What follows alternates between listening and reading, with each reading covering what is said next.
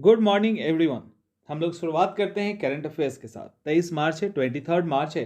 23 मार्च का important current affairs सुबह सुबह आपके लिए। तो बीमा और वित्तीय कंपनी, जो फेमस बीमा और वित्तीय कंपनी में किस प्रमुख संस्था ने भुगतान एकीकरण के लिए अपने पूर्ण स्वामित्व में एक सहायक कंपनी जिसका नाम है पीबीपी प्राइवेट लिमिटेड, इसको स्थापित करने की, इसको शामिल करने की घोषणा की है? अमेजन, पॉलिसी बाजार, फोन पे, रेजर पे। आंसर होगा बी, पॉलिसी बाजार के द्वारा। अब होगा यहाँ पे क्या कि इंश्योरेंस एंड फाइनेंशियल सर्विस से रिलेटेड कोई भी लेन देन होगा ना, जिसको भुगतान कहते हैं, कोई भी लेन देन होगा उसको अब इसी माध्यम से किया जाएगा। आपको पता है पॉलिसी बाजार बहुत बड़ी ऑर्गेनाइजेशन है जो खासकर इंश्योरेंस सेक्टर के अंदर काम करती है और भी फिनेंशियल चीज़ें इनके साथ होती है। तो इसके लिए इन्होंने लॉन्च किया है। अभी एसबीआई के द्वारा एसबीआई कार्ड और पेमेंट सर्विस ने किस कंपनी के साथ मिलकर क्रेडिट कार्ड लॉन्च किया है? क्रेडिट कार्ड लॉन्च किया है, इसका आंसर क्या होगा? पहले पॉलिसी बाजार, टाइटन, टाटा, रिलायंस। आंसर इसका बी है, यानी टाइटन के साथ मिलके SBI cards and payment service limited ने टाटा कंपनी लिमिटेड के साथ मिलकर के एसबीआई कार्ड को लॉन्च किया है। अब इस कार्ड में ये कहते हैं कि अगर हमारे कार्ड का रेगुलर यूज किया जाए तो कैशबैक, ब्राउचर और रिवार्ड के द्वारा टोटल 2 लाख के आसपास सालाना फायदा हो सकता है, पहला। और दूसरा, इन्होंने कहा कि एसबीआई कार्ड वेबसाइट जो है उस पे जाके इसके लिए अप्लाई किया जा सकता है। इसके साथ टाइटन स्टोर पे भी इसको लेकर इसके लिए वहां पे भी अप्लाई करने की सुविधा है। अब यहाँ कहा गया है, इसको लेकर जो फैक्ट्स है वो ये है कि जो इस कार्ड को लेना चाहते हैं उनको मात्र 2999 ईयरली रिन्यू करने के लिए भी, यानी साल में 2,999 रुपये लगेंगे और हर जगह पे इसका यूज किया जा सकता है। यदि टाइटन की घड़ी या महिलाओं को लेकर, मतलब अगर टाइटन के अंदर कोई अगर खरीद बिक्री होती है तो इस कार्ड से उनको 7.5% का कैशबैक है, और अगर उनके पार्टनर स्टोर से कुछ लिया जाता है तो 5% का कैशबैक है। इसके अलावा भी ये कार्ड सभी जगह पे चलेगा। तो 2 क्वेश्चन हो गए। तीसरा, federation of Indian export organisation का नया अध्यक्ष किसे चुना गया है? Federation of Indian export organisation का नया अध्यक्ष सरस्वती सिंह, अश्विनी कुमार, नारायण दत्त, शिव मंगल पांडे।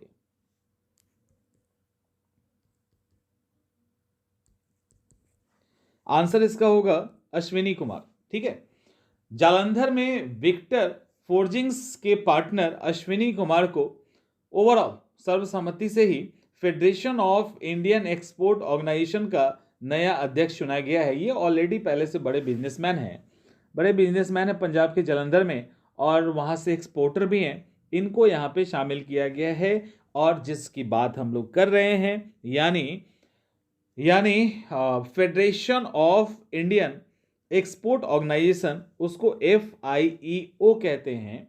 और ये जो FIEO है ये अभी नई चुनौतियों से निपट रहा है। उम्मीद की जा रही है कि अश्विनी कुमार चूंकि मंजे हुए खिलाड़ी हैं, तो ये जब आएंगे तो इस चुनौतियों से फायदा FIEO को मिलेगा। आगे,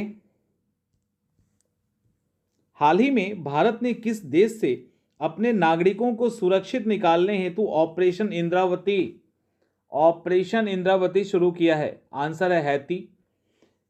आंसर ही मैंने बता दिया, तो आंसर होगा ए, हैती में कुल 90 इंडियन हैं जिनको वहां से सुरक्षित बाहर लाने की बात चल रही है। अब आपके मन में होगा कि हैती में आखिर ऐसा क्या हुआ? कहा जाता है 2010 के बाद जब भूकंप आया ना, उसके बाद से वहां की स्थिति काफी खराब हो गई। अलग अलग गिरोह हैं, वो लगातार हमले कर रहे हैं। उसी गिरोह में एक गिरोह का नेता है जिसका नाम है जिमी चेरीजियर। ये जिमी चेरीजियर लगातार वहां के प्रधानमंत्री हैं एरियल हेनरी, ठीक से सुन लीजिए, वहां के प्राइम मिनिस्टर हैं एरियल हेनरी, उनसे इस्तीफे की मांग कर रहा है। तो वो अपने पद को छोड़ने के लिए तैयार हो गए। खैर, अब सरकार के द्वारा ऑपरेशन इंद्रावती शुरू किया गया है। 12 लोगों को निकाल लिया गया है। अभी ये कंटिन्यू चलेगा जब तक कि 90 के 90 लोग नहीं आ जाते हैं। अब आपके मन में होगा कि इस हैती में क्या भारत का कोई दूतावास है? तो नहीं, हैती में भारत का कोई दूतावास नहीं है। उसी के पास में डोमिनिकन गणराज्य की जो राजधानी है जिसका नाम है सेंटा डिमोगो, वहाँ पे भारत जो मिशन है उसी के माध्यम से उसको देखा जा रहा है और वहाँ के लोगों को निकालने की बात चल रही है।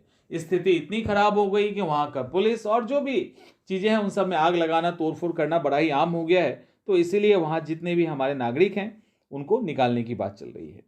इसरो ने चित्रदुर्ग में एरोनॉटिक टेस्ट रेंज में पुनः प्रयोजन लॉन्च वाहन की सफल लैंडिंग की है। इसका नाम क्या रखा गया है?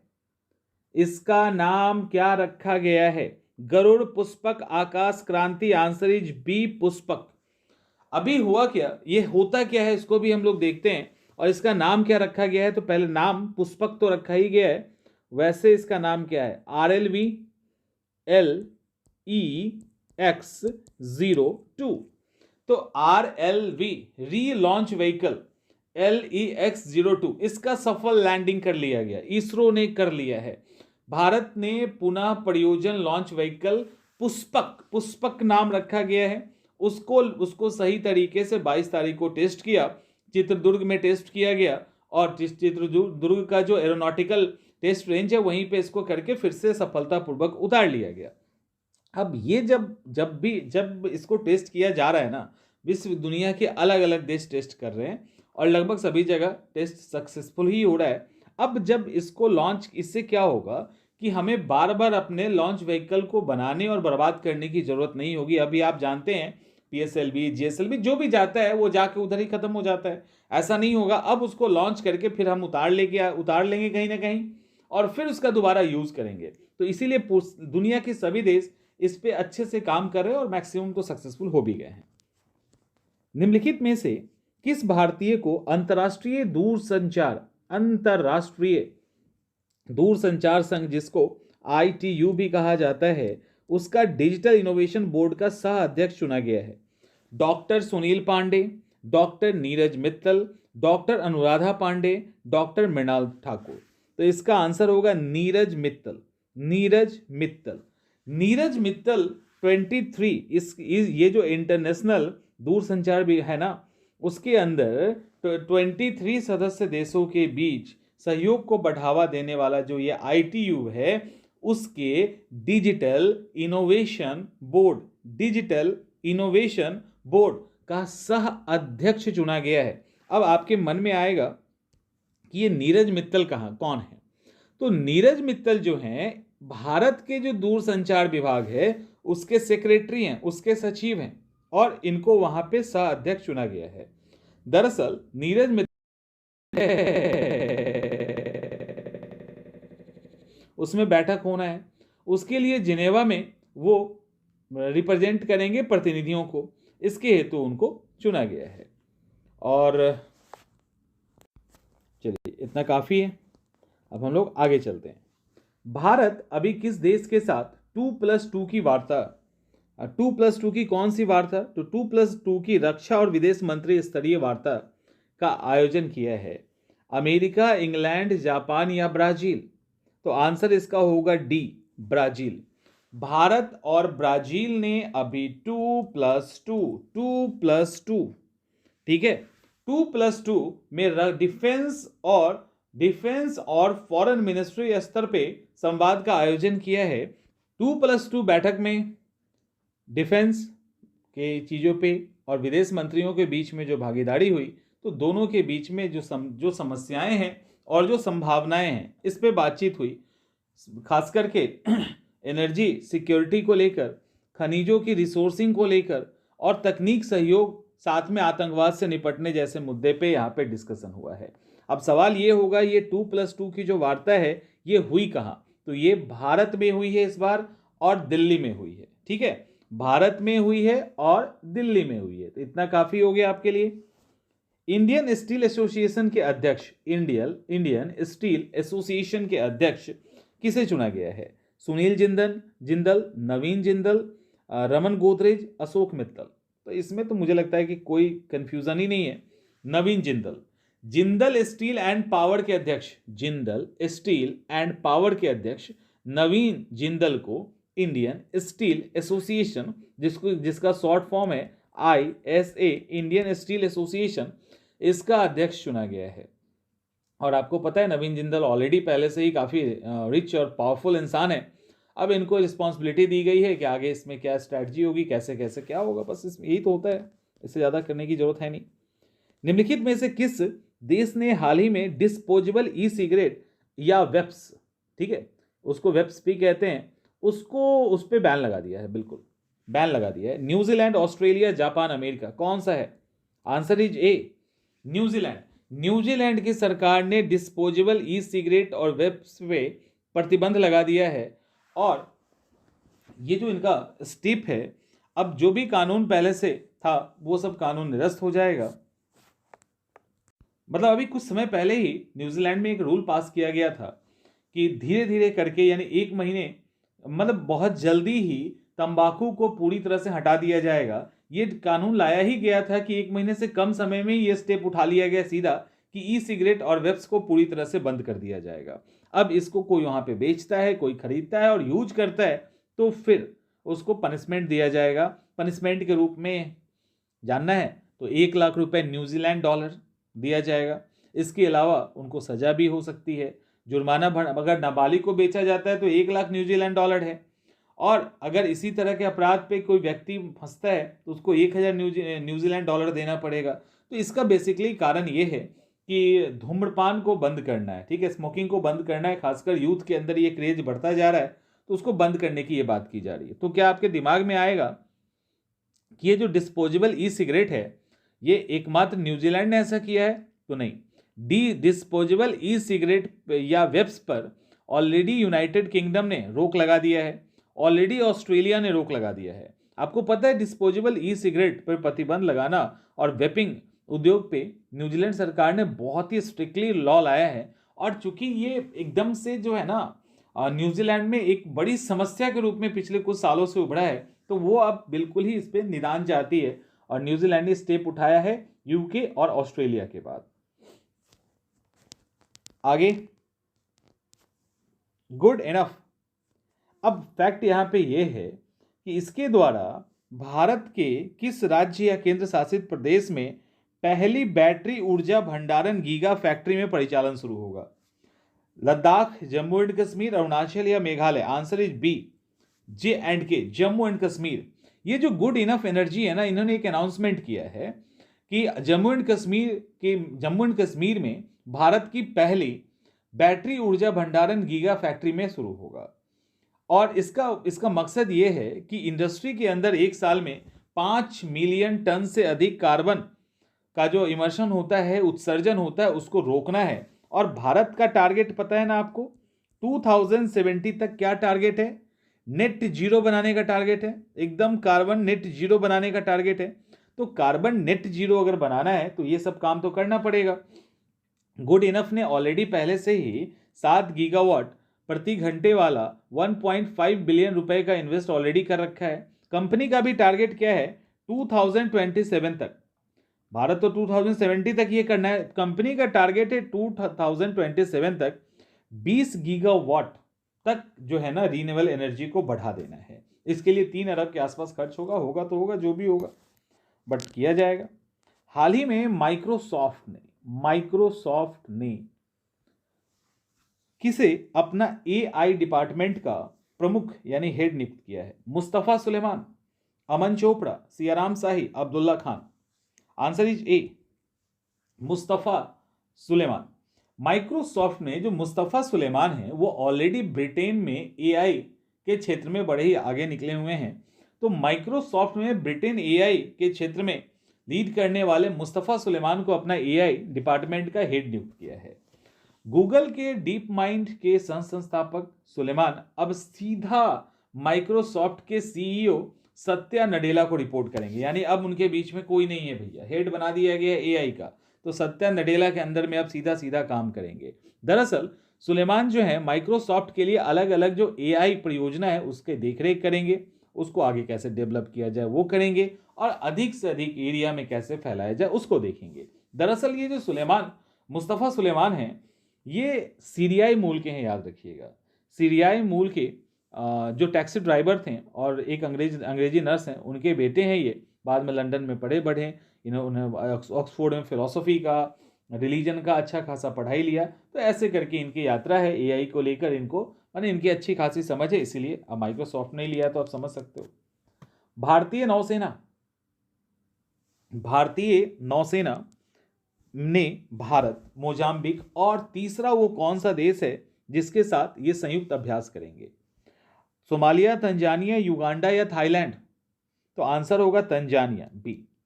यानी भारत की जो नौसेना है वो IMITRILAT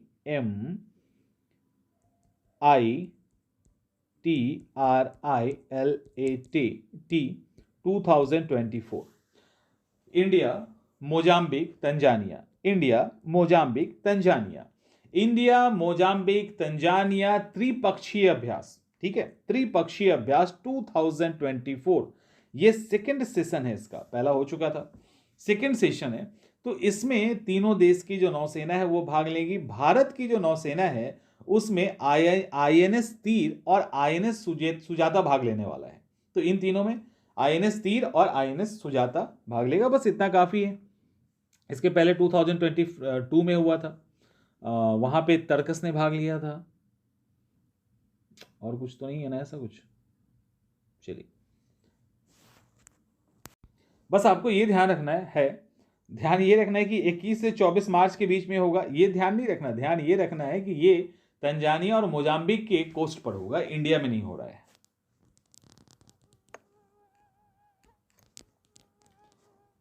संघाई सहयोग संगठन के स्टार्टअप फोरम का चौथा संस्करण का आयोजन कहां हो रहा है? बीजिंग में, नई दिल्ली में, टोक्यो में या काठमांडू में? इसका आंसर होगा इंडिया, यानी बी, दिल्ली में।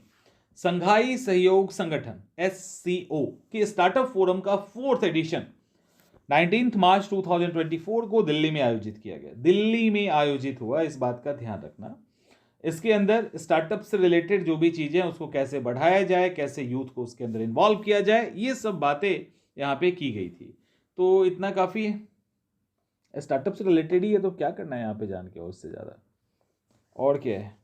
भारतीय बैंक संघ ने किसे अपना नया अध्यक्ष चुना है? इसमें भी उतना ही जरूरत है जितना भारतीय बैंक संघ ने, ठीक है, इसको कहते हैं IBA, इंडियन बैंक एसोसिएशन। किसको चुना है? रमन्ना साहब को, MV राव को, सुमंत को या नजमा फारूकी को? Answer is B, MV Rao को। बैंक ऑफ इंडिया, भारतीय बैंक संघ ने, अब भारतीय बैंक संघ ने MV राव को नया अध्यक्ष चुना। ये MV Rao actually central bank of India है ना, सेंट्रल बैंक ऑफ इंडिया के MD और CEO हैं। अब फैक्ट यहां पे ये है कि मतलब फैक्ट जो भारतीय IBA है, ये बेसिकली इंडियन बैंक को रिप्रेजेंट करने वाला एक यूनिट है, जिसके अंदर सिर्फ सरकारी बैंक नहीं आती, बल्कि सरकारी बैंक भी है, प्राइवेट बैंक भी है, बाहर की बैंक भी है, कोऑपरेटिव बैंक भी है, रीजनल रूरल बैंक यानी ग्रामीण बैंक भी है। तो जितनी भी बैंक है सब इसके अंदर आ जाते हैं। तो इस तरह से IBA की बात हो गई। अब नॉर्थ ईस्ट गेम 2024 का तीसरा संस्करण का आयोजन कहां होगा? थर्ड का Arunachal, Nagaland, Manipur, Meghalaya? Answer is Nagaland, answer होगा नागालैंड। नागालैंड में नॉर्थ ईस्ट गेम 2024 का थर्ड एडिशन होने वाला है, और थर्ड एडिशन स्टार्ट हो गया है। और तीसरा जो एडिशन है उसको सोबिमा में एक प्रोग्राम हुआ, और वहां के आपको पता है मुख्यमंत्री कौन है? नेफ्यू रियो हैं, उन्होंने इसको स्टार्ट किया है। इसमें 8 नॉर्थ ईस्ट के, सिक्किम को मिला दिया जाता है, 8 नॉर्थ ईस्ट के 3000 से अधिक एथलीट पार्टिसिपेट कर रहे हैं। और ये तीनों ही डिस्ट्रिक्ट यानी दीमापुर, कोहिमा और चुमौकेदीमा, दीमापुर, कोहिमा में 12 जगहों पे अलग अलग गेम्स होगा, जिसके अंदर तीरंदाजी भी है, एथलेटिक्स भी है, बैडमिंटन भी है, basketball, boxing, lawn tennis, table tennis, tie commando, volleyball, wushu, boxing, football, ये सब इसके अंदर शामिल किया गया है। तो 15 है। अब जो जीतेंगे उसको हम लोग लास्ट में देखेंगे, वैसे हम लोग को जरूरत नहीं है इसकी। अब आगे बढ़ते हैं और लास्ट यहीं पे करते हैं, CERAWeek leadership award leadership award जो है वो किसको मिला है? डॉक्टर सुल्तान अल जाबिर, सुल्तान मोहम्मद, सुल्तान अल अरब, सुल्तान एस एम सलमान अहमद। अब देखिए, ये COP28 COP28 संयुक्त राष्ट्र जलवायु परिवर्तन सम्मेलन के अध्यक्ष हैं डॉक्टर सुल्तान अल जाबिर। इनको ये वाला अवार्ड दिया गया है, इनको ये वाला अवार्ड दिया गया है। एक्चुअली ये जो अवार्ड है वो अस्थायी ऊर्जा भविष्य के दिशा में वैश्विक सहमति बनाने के लिए ये लीडरशिप अवार्ड इनको दिया गया है। यानी एक असाधारण नेतृत्व को मान्यता देने के लिए ये चीज़ दिया गया है। और इन्होंने अलग अलग जगह से जो समझौता किया, क्लाइमेट को कंट्रोल करने की जो कोशिश की, उसको लेकर जो इन्होंने किया, उसको लेकर इनको ये पुरस्कार दिया गया है। मतलब क्लाइमेट कंट्रोल करने को लेकर जो प्रतिबद्ध है और जो अच्छे स्टेप उठाते हैं, उनके लिए ये व्यवस्था की गई, ये उनको ये अवार्ड दिया जाता है। ये अवार्ड संयुक्त राज्य मतलब ये अवार्ड जो है सुल्तान अल जावेर को दिया गया। चलिए, आज के लिए इतना ही काफ़ी है ना, इतने से काम हो जाएगा हम लोग का। तो इतना करंट अफेयर्स काफ़ी है, फिर हम लोग मिलेंगे कल नए करंट अफेयर्स के साथ। Good, have a nice day आज के लिए।